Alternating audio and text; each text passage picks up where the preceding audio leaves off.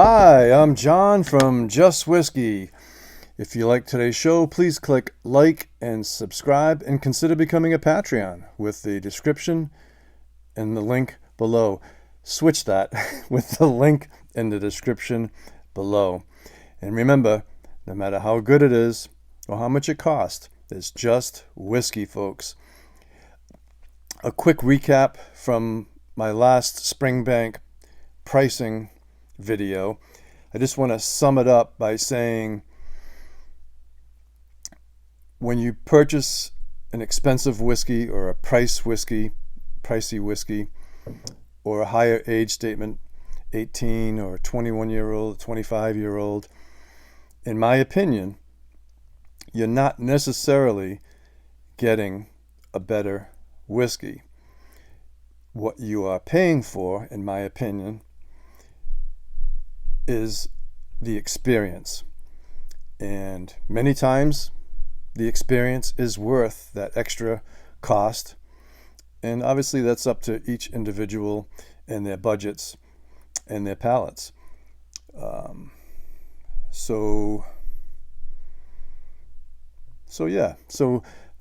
older age statements don't necessarily mean that it's a better whiskey, although often it can be the case. But younger age stated whiskeys can be just as satisfying on a more modest budget. So today we're just going to do a quick review on the classic Springbank 10.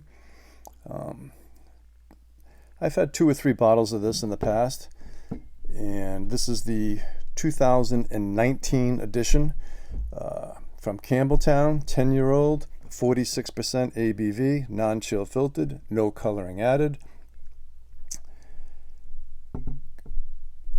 It's considered to be a classic in their range, and it is mildly peated, 2.5 times distilled. When I first opened this for today's testing, I've had a few drams previous days and in the past, but when I opened the cap, I took a whiff and I had a little vinegar smell from it, which I never had smelt before. But then once I poured it into the glass, I couldn't tell there was any vinegar in there whatsoever. So I have 2 glasses, one without water, one with a half a teaspoon of water. On the nose, you get that medicinal smell, a hint of peat, vanillas, candied fruits, and a little bit of bubble gum.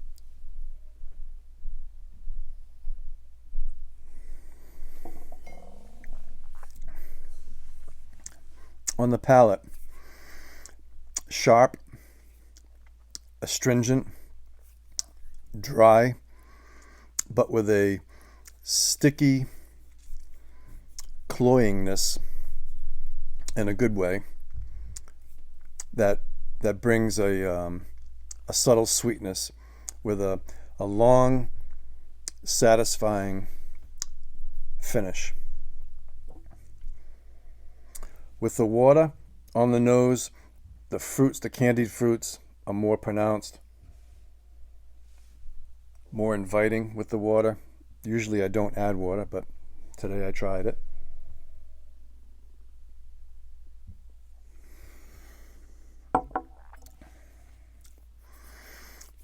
On the palate, softer, as you would expect, more inviting, with a more cooling finish to it. Both enjoyable each way.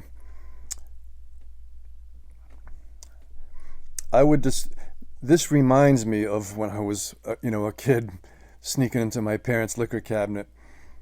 To me, this tastes like you're experiencing a classic whiskey, a classic old school whiskey.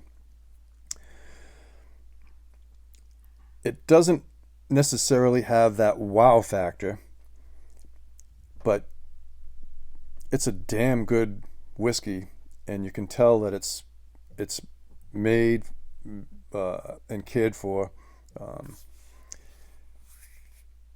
with a lot of pride. I really enjoy it. It's I think something that you could share with a beginner, a novice, intermediate, or just about. I think anybody could enjoy this, in my opinion. It's by no means is it a peat or a smoke bomb, but it does have that, medicinal note to it. That is pronounced. But yeah, just a really fine dram. I would rate this 85 to 87. It definitely opens up over time from this experience and past experiences. Yeah. I'd recommend it. And cost-wise, right now they're going $75 to $85 range in my area, roughly. And a quick shout out to John's Liquors of Falmouth, Massachusetts, on Cape Cod. No relation to me. He has some Easter eggs. If you're a Springbank fan, you'll find a Long Row 21 there. You'll Springbank 10, Springbank 12 cask strength, as well as some other allocated spirits, including bourbons and rums like Four Square and Four Roses single barrel, and that kind of thing. So if you like today's show, please click like and subscribe. Thank you so much for everyone that has been subscribing. My goal for 500 is, when I hit that goal, I'm going to crack open the Long Row 18 from 2016. And then looking forward to the future, when I get to 1,000 subscribers, I'm going to crack open the Springbank 21 from 2019. And again, this is a 10-year-old from 2019. So thank you so much for watching. Hats off to you all, and take care.